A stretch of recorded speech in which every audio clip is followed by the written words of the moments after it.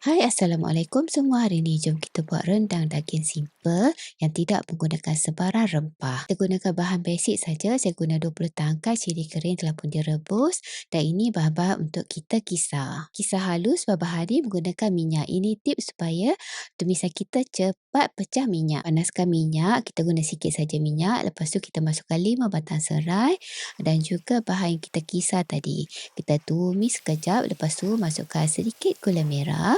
Lepas tu kita tumis hingga pecah minyak. Kemudian masukkan daging. Saya guna 1 kilo daging pecal. Kita gaul sebati tumisan dengan daging. Setelah kita gaul sebati, lepas tu bolehlah kita masukkan 1 kilo santan. Saya guna santan segar.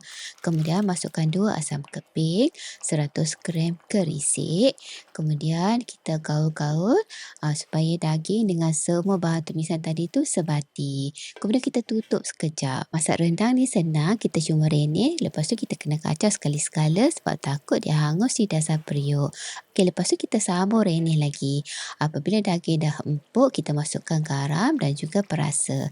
Lepas tu masukkan juga hirisan daun limau purut dan juga hirisan daun kunyit. Kalau suka rendang daging bersih basah, macam ni dah siap dah kita punya rendang. Okey, terima kasih menonton. Selamat mencuba.